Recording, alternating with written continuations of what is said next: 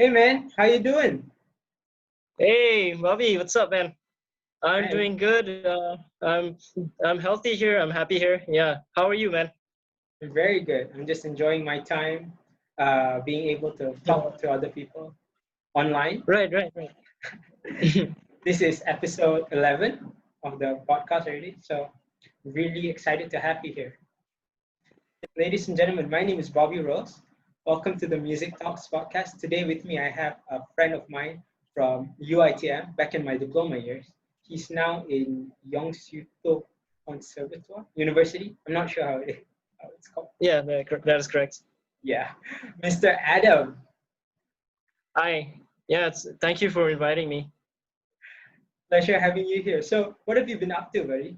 Like, how is Singapore?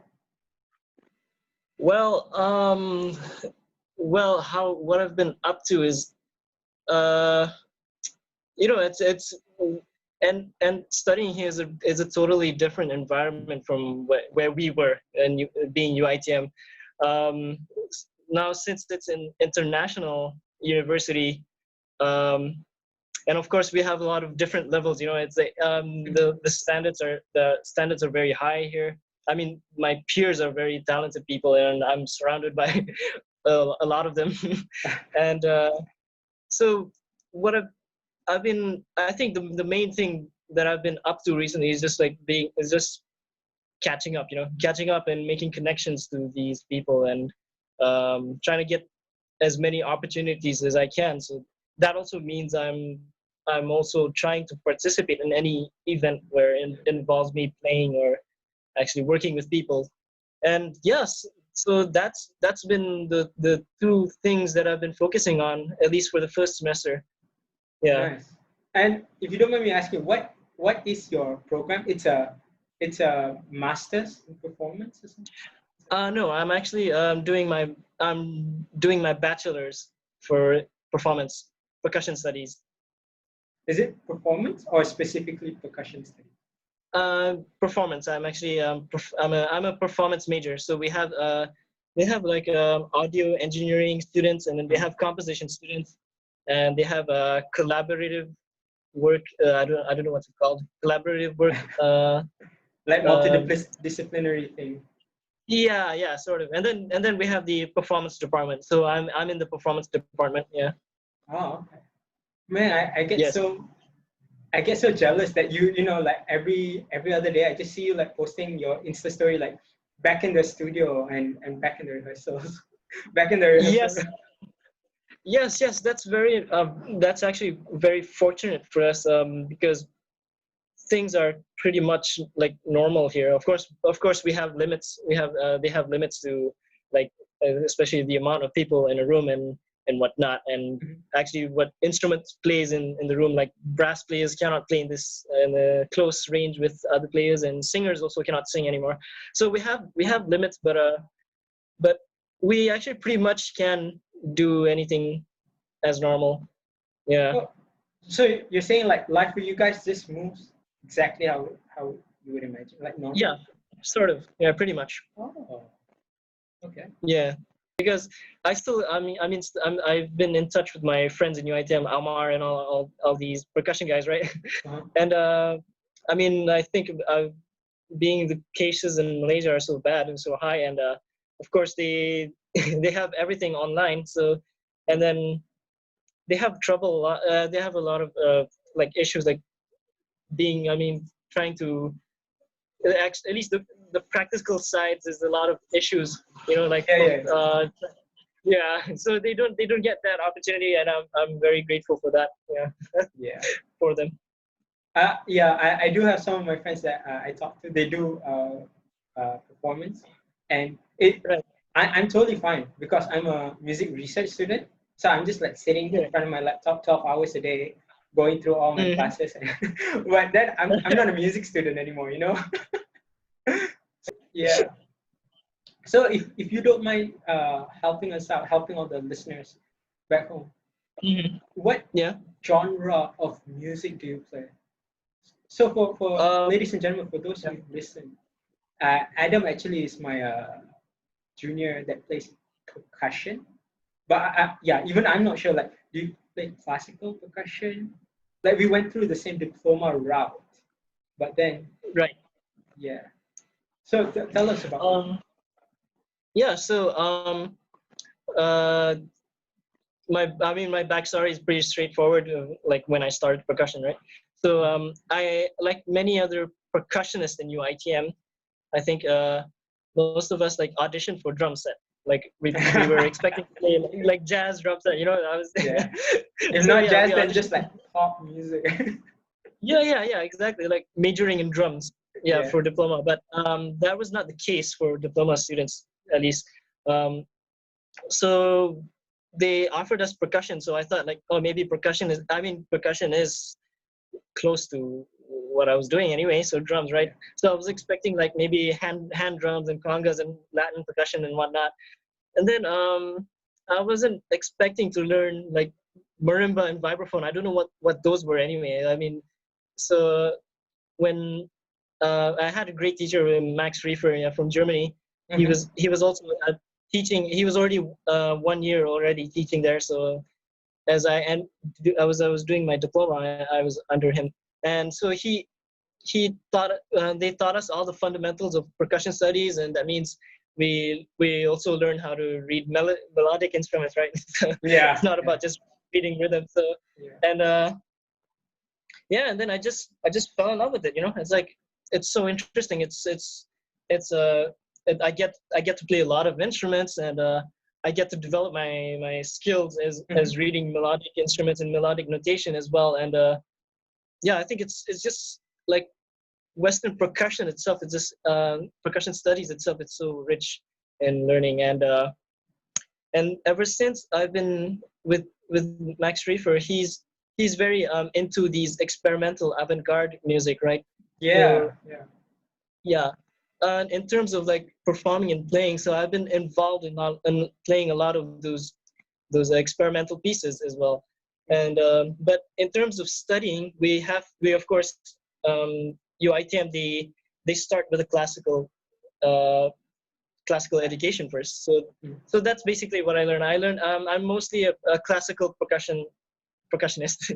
Yeah. Yeah, I study orchestral percussion.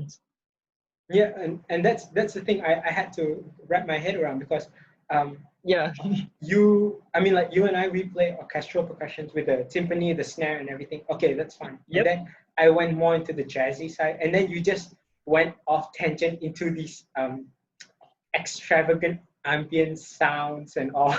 right, right. So how did you find that? Were those like passed to you by Mr. Max, or did you like suggest to him? You know, I want to get trippy with my percussion playing. Right.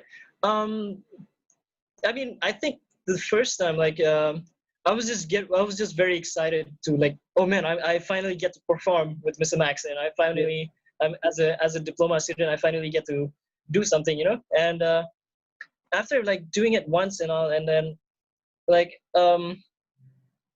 learning these experimental music, I find that I learned so much more. You know, it's like it's Yeah. maybe it may be not be technically difficult. Some pieces are not so like notation not difficult in notation wise, but it's more a focus of sound. You know, I learned how to really focus on giving the most detailed sound and how I can manipulate it. And then that's why I really like performing experimental and avant-garde pieces, especially where it's just it's mostly ambient and not so rhythmic or anything. And Mhm. after learning that, I kind of got to apply that knowledge to my normal playing, like playing tonal music, like say classical music or anything. Um, yeah, so that's why I think it's really important to study this kind of music, because I mean, when we break down music into its form, it's basically making sounds, right, and producing Yeah. the right sounds, producing the best quality of sounds. And I find that after playing with Mr. Max, with all these teachings, I gained a better understanding on how to develop such sounds. So yeah, that's why I wanted to go deeper into it. That's really respectable, you know. But I just want to talk shop here about the philosophy of your playing because I I do understand that there's a binary state of being quote unquote, wrong or right. Like when you're given a Hmm. piece called, for example, like cello suite or Yeah. Flight of the Bumblebee on the marimba. So if you Yes. play so you're wrong. You know, I mean, like in Mhm. the strictest sense, you're wrong. So what about this avant-garde piece? How do you know if you're wrong or you're right or yeah? Um, yeah, I mean, I think the approach for even for avant-garde music, right? I mean, some pieces are very are like graphically notated. That means it's not like very precise and like there's no metronomic movements or anything. There's no tempo Mm-hmm. or time signature per se. But I think in general, if you want to talk about interpretation, right? Like Yeah. what's wrong and what's right, it's you. I think musicians have to be able to justify whatever they do. You know, it's like I mean, let's say we take a Flight of the Bumblebee on we'll play on a xylophone perhaps. Um, it wouldn't make sense if we play it very slow, like too slow to its original tempo, or we phrase it a bit too much because I think we must get it to its basic form first, as in like we must be able to play it straight and play it exactly on the metronome. That's at least the approach I put, and then when we understand it better, then we can phrase it to our own understanding and own interpretation, and then we at least we must be able to justify it, right? Yeah. It must make sense. That's what Max says to me. I've of course I had a lot. I bring like audition excerpts to him, and then I play it the way it sounds in my head at least, and then he asked me, "Well, why do you play it so slow? Why do you pause at this certain bar and all?" So Uh-huh. I just say it's personal interpretation. I think of it that way, but then he asked me, it doesn't really make sense because it's not written that way. So then Yeah. that's what got me thinking about it, you know. And for avant-garde music, of course there's a bit more liberty in graphical notations Mm-hmm. and free ambient music, right? But well, for my approach is that I try to stick as close as what's written as possible. Yeah, and then if I find any ideas that I can like change or do something my own way, Uh-huh. then at least I must be able to justify why I do so. Right. So you're saying there is a sense of authenticity. So there is still Yes.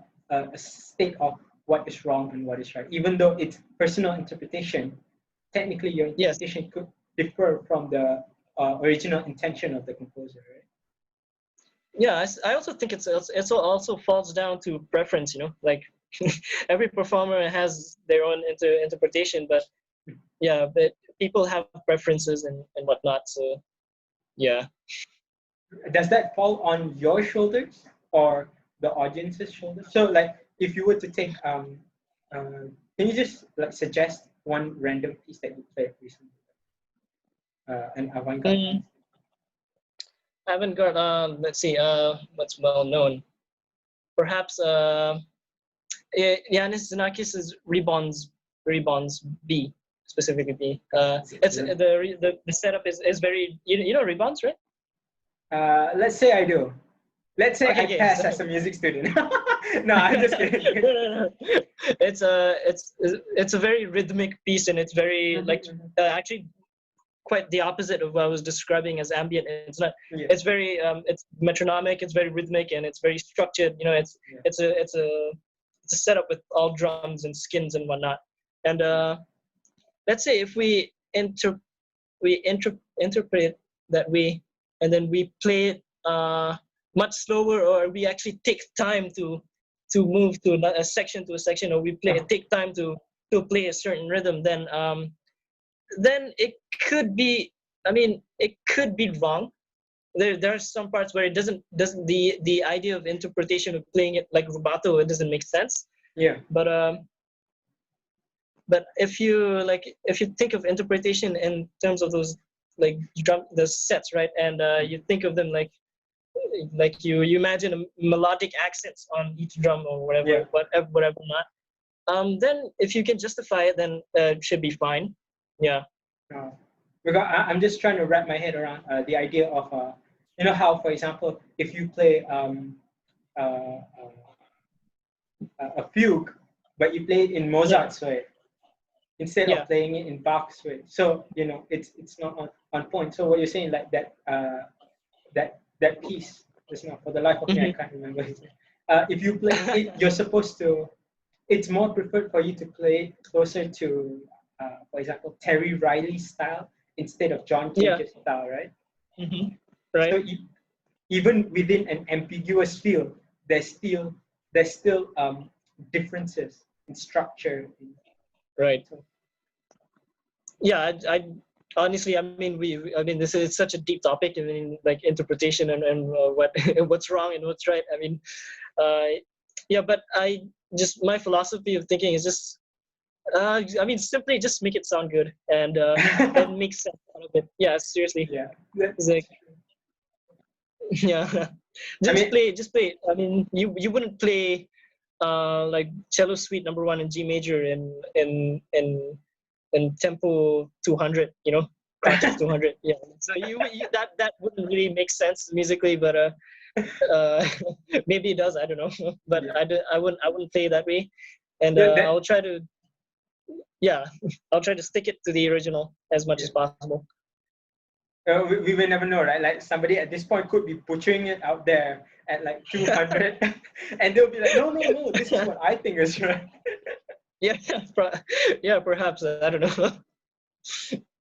Yeah, good question though. I mean, that's really an interesting thing to talk about.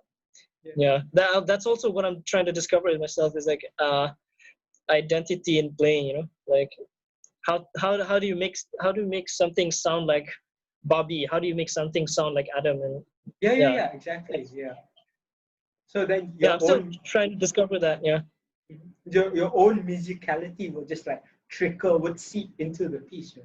But then I'm trying to understand how you yourself would get into the piece, because like you said, it took a journey of getting to where you are now, and you can't just give somebody in the first ever semester in Diploma and just like, okay, here you go, just wrap your head around this Terry Riley in C. Good luck, buddy.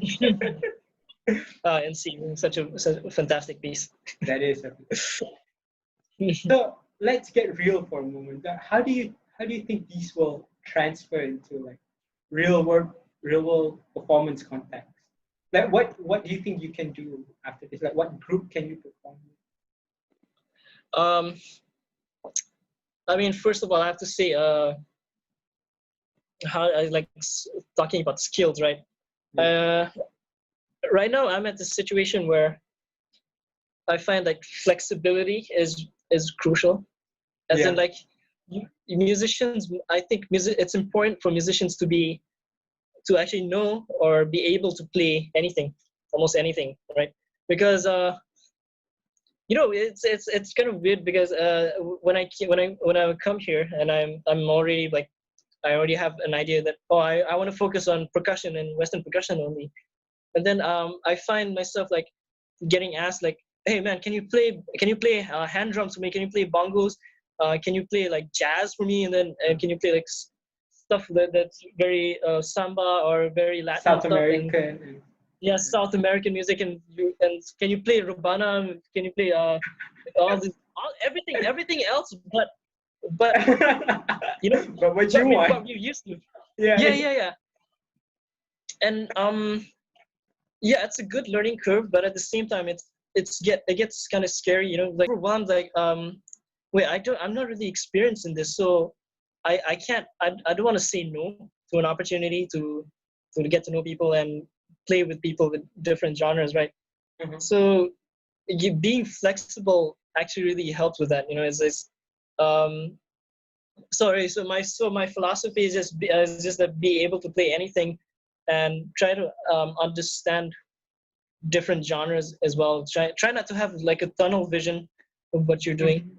I mean, of course you can have a focus, you can have a specialty, But there's, I mean, I think in the outside world per se, like like people won't demand you to play Bach on their wedding, right?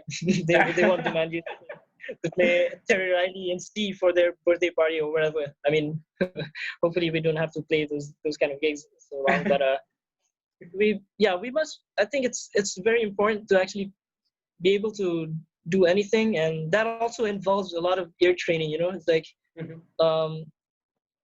it's like we must be able to.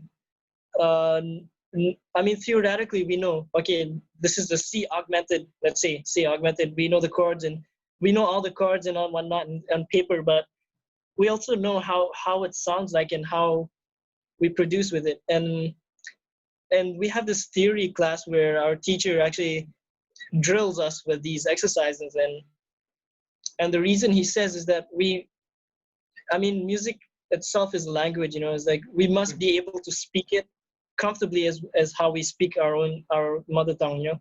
Yeah. And we must be able, yeah, translate whatever we hear on our instrument, and then we must come up with anything with just be able to come up with anything with our own instrument and be comfortable with it, and be comfortable with our own instruments. And yeah, I think that's the philosophy for my philosophy of like being applying these skills outside, because yeah, you never know what kind of gigs you get yourself into and what kind of musical path you get yourself into. So yeah, just for me, again, just be flexible and adapt well.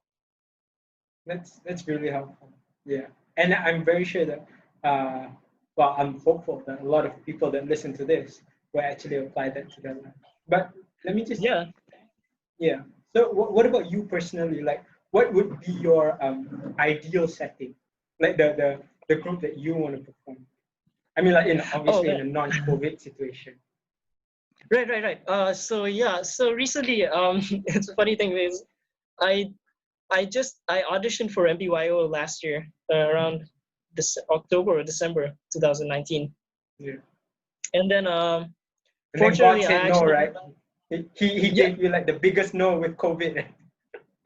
yeah, so weird. But I was so happy that I got in MPYO. So Oh I got to nice.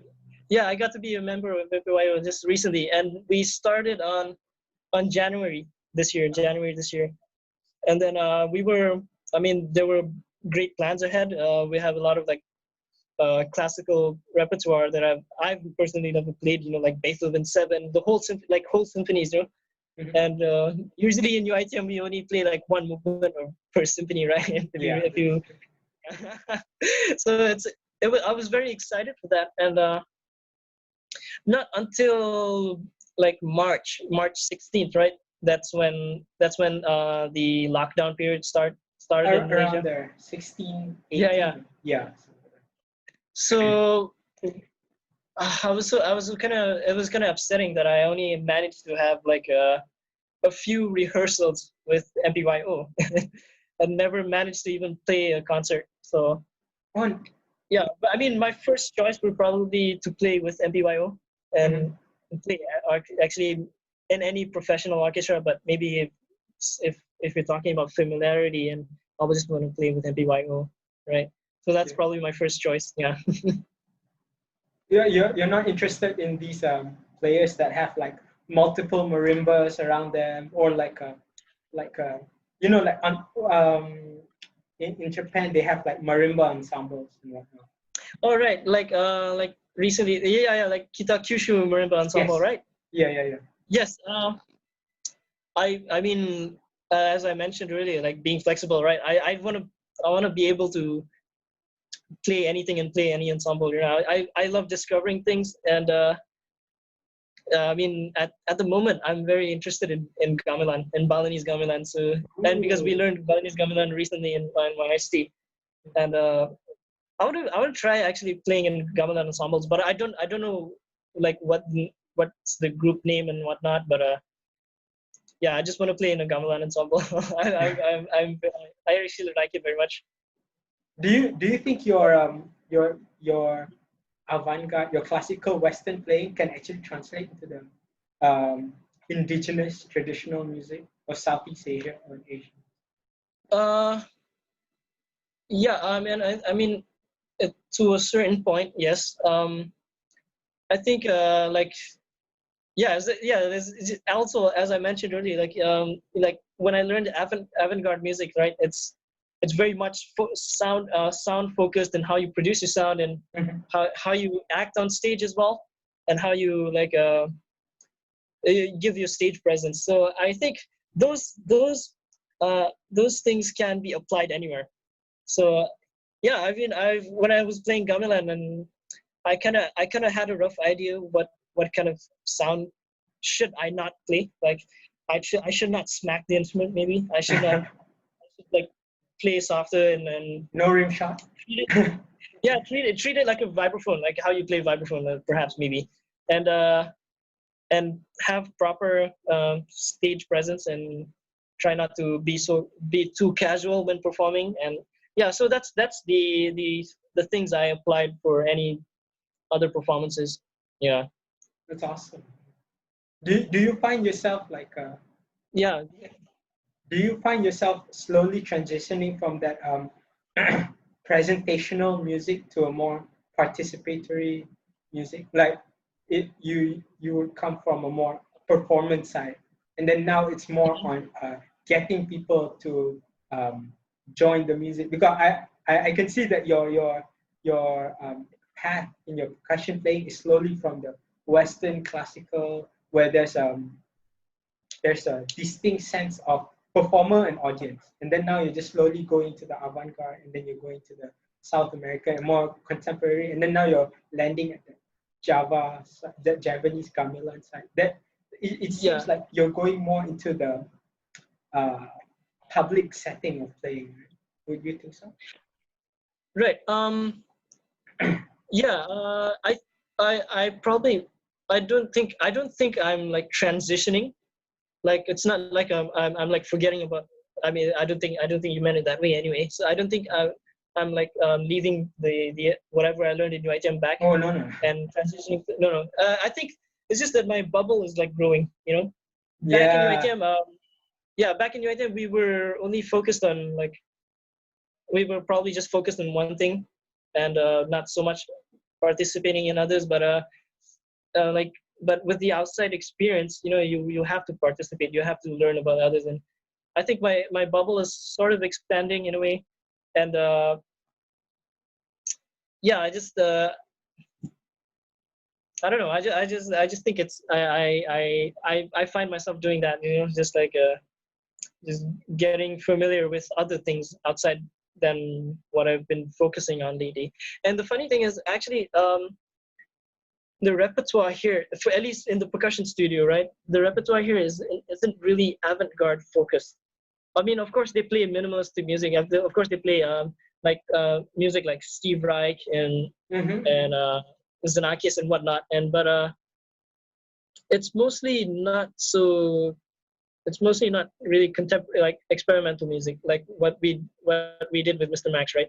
Yeah. And yeah, so even in the world of percussion studies, Western percussion studies, I'm still learning a lot of like the probably the repertoires that like that are probably not considered experimental. Yeah. So I'm Nice. learning about a lot of like tonal music in a way. Awesome. I'm really glad to hear that you're expanding in that way. I guess um, following the thread of what you said about how your bubble is expanding, and it's because bubble you were confined. Right? I don't think it's just you. I don't think it's only just UITM. I don't think it's just. I found that Yeah, definitely. I've been to USM, UITM, Aswara students. We know Aswara students, and I'm now in UPM. Everybody will always Mhm. have that their own comfort zone, so their own Yes, limited bubble, right? So indeed, indeed. yeah, so I guess following on what you said, it does make sense for you to just expand yourself, just throw yourself out there, like you're just diving into the deep end and hoping that Yeah, somehow you'll survive in this in this much yeah, more contemporary side. right, right. Yeah, it's just a matter of like trial and error. I mean, some things may not work out well, but I think it's good for people to actually just try anything. Just throw yourself in and see how it goes. Yeah, but make the best out of it. Yeah. Yeah, that's the most important part. It's just that not just go because other people tell me to. Go. Right. Yeah. So, yeah. Thank you so much for today, buddy. Thank you so much Um, for. thank you for having me. It's been Yeah. really fun.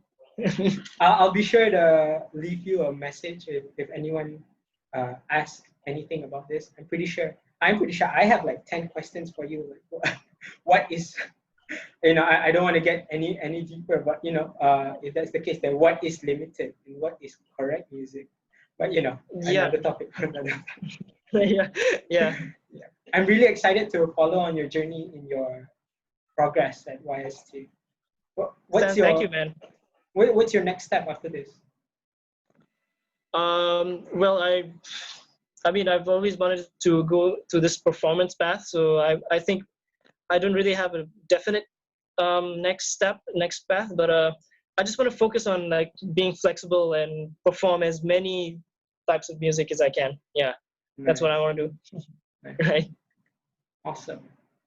Ladies and gentlemen, my name is Bobby Rose, and this was my friend Adam, studying performance at the Yongsu Conservatoire. And thank you so much for listening to the Music Talks podcast. We'll see you next year, right? See you.